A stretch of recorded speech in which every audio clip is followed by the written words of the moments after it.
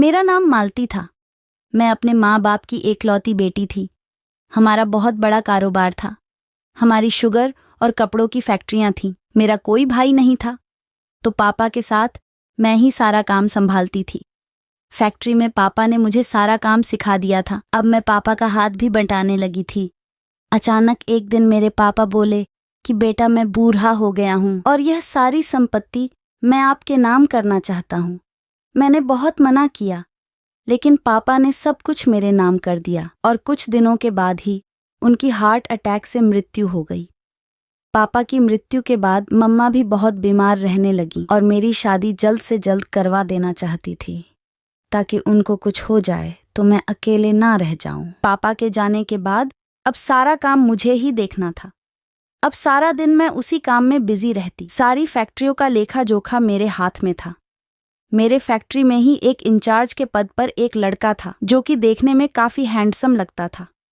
उसका नाम राजेश था और मुझे वह पसंद भी था, लेकिन मेरी उसे कहने की हिम्मत नहीं हुई। लेकिन अब मम्मा की ख्वाहिश को भी पूरा करना था, तो मैंने उसे एक बार अपने ऑफिस में बुलाया और उससे अपने दिल की बात कह दी।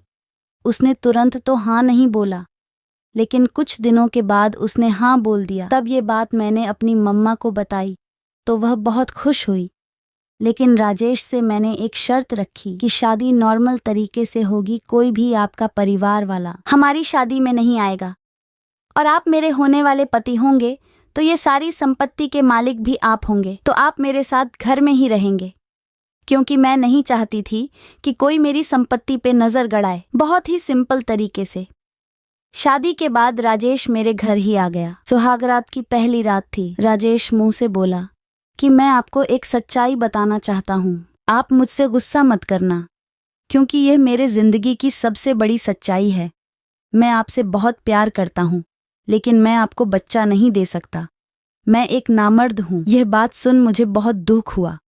फिर भी मैंने वो उसको स्वीकार कर लिया और अपनी जिंदगी राजेश के साथ गुजारने लगी। लेकिन मुझे कभी कभी एक बच्चे की कमी बहुत महसूस होता थी कि हमारा कोई बच्चा नहीं, लेकिन राजेश के प्यार के सामने मैं सब कुछ भूल जाती थी। फिर मैंने राजेश से एक बच्चा गोद लेने की बात कही तो राजेश बोला कि अगर आपको बुरा ना लगे तो एक बात कहूँ। मैंने बोला हाँ कहो। तो उसने कहा कि मेरी एक बहन है जिसका पति मर चुका है, उसको कोई पालने वाला नहीं है और वह काफी छोटा है। अगर आप बोलो तो उस बच्चे को गोद ले लेते हैं। यह सुनकर मैं खुश हुई और हाँ बोल दिया। अगले दिन ही राजेश की बहन अपने बच्चे के साथ घर आ गई और बोली कि मैं अकेली हूँ, कुछ दिन बच्चे के साथ मुझे भी यही रहने दो। मैं एक आया के तौर पर इसकी देखभाल करूंगी। मैंने बच्चे को जब देखा तो उसे बहुत प्यार किया और अपने पास रखने लगी और अपनी आधी संपत्ति का मालिक भी बना दिया। उसकी जरूरत का सब सामान मैं लेकर आती थी और वह रात भर मेरे पास ही रहता था। एक दिन मैं बच्चे को नहला रही थी। मैंने देखा बच्चे की टांग पर एक काले रंग का निशान देखा। सेम ऐसा ही निशान राजेश की टांग पर भी था। शुरू में मुझे थोड़ा शक हुआ, लेकिन फिर मैंने इग्नोर कर दिया। लेकिन कुछ समय बाद मुझे दाल में काला लगने लगा, क्योंकि रात में बच्चा जब भी रोता तो राजेश उसे लेकर अपनी बहन के पास चला जाता और वहीं सो जाता था। एक दिन मैं राजेश को ढूंढ रही थी। राजेश कहाँ हो? आवाज आई। मैं बहन के साथ बैठा हूँ, आप कुछ खाना बना लो। मैंने खाना बनाया और अचानक से मेरे दिमाग में आया, चलो मैं भी उनके साथ बैठकर खाना खा लेती। जैसे ही मैं उनके रूम के पास पहुंची, तभी मेरे कानों में राजेश के बहन की आवाज सुनाई दी कि अब बस भी करो, कितना प्यार करोगे? कहीं तुम्हारी दूसरी वाली पत्नी आ गई तो क्या करोगे? तभी मुझे राजेश की जोर जोर से हंसने की आवाज आने लगी। अरे वो तो पागल है, उसे तो सिर्फ बच्चे से ही फुर्सत नहीं। देखो ना कैसे हमारे बच्चे को इतनी बड़ी इंडस्ट्री का मालिक बना दिया और हमारी भी लाइफ सेट हो चुकी है। पहले जहां हम छोटी छोटी चीजों के लिए तरसते थे, अब देखो हमारी कितनी ऐश है। अब मेरा रुतबा देख सारी फैक्ट्रियों के वर्कर मुझे बॉस बोलते हैं, सब मुझे सैल्यूट करते हैं और इतनी संपत्ति भी मेरे नाम है। उस पागल को तो मैंने आज तक टच भी नहीं किया। प्यार तो मैं तेरे से करता हूँ, एक दिन सारी फैक्ट्रियों को अपने नाम कर लूंगा। बस तू मजे ले और आराम कर।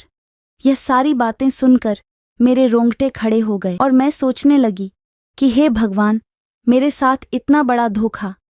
फिर मैंने इनको सबक सिखाने के लिए एक प्लान बनाया। सबसे पहले मैंने अपने वकील को फ़ोन किया। वकील से बात की कि बच्चे को कानूनी तौर पर मुझे अपना बनाना है और जितनी भी प्रॉपर्टी मैंने राजेश को दी है वो अपने नाम करनी है। आप सारे डॉक्यूमेंट तैयार रखो, जो भी पैसा लगेगा वह आपको मिल जाएगा। वकील ने ये सारा डॉक्यूमेंट 1 हफ्ते में बना दिया और बोला कि इन डॉक्यूमेंट में राजेश की कुछ जगहों पर सिग्नेचर लगेगी। मैंने कहा कि ठीक है, मैं कल तक राजेश का सिग्नेचर लेकर आपको सारे डॉक्यूमेंट देती हूँ। इसके बाद मैं 3 थालियों में खाना लेकर घर गई और प्यार से बोलती हूँ कि लो खाना खा लो, और दोनों को बोली कि एक सरप्राइज है आप लोगों के लिए।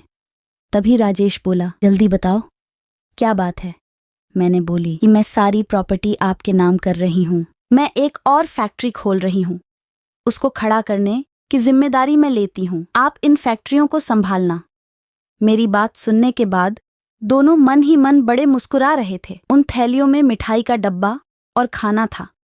खाना खाने के बाद मैंने उनको एक मिठाई का टुकड़ा दिया और डॉक्यूमेंट पर उसके सिग्नेचर लेने के लिए डॉक्यूमेंट उनके सामने रखा और मैंने बड़ी ही चालाकी से बोली, जानू जल्दी साइन कर दो, अभी बस 20-25 मिनट में इसे जमा करना है।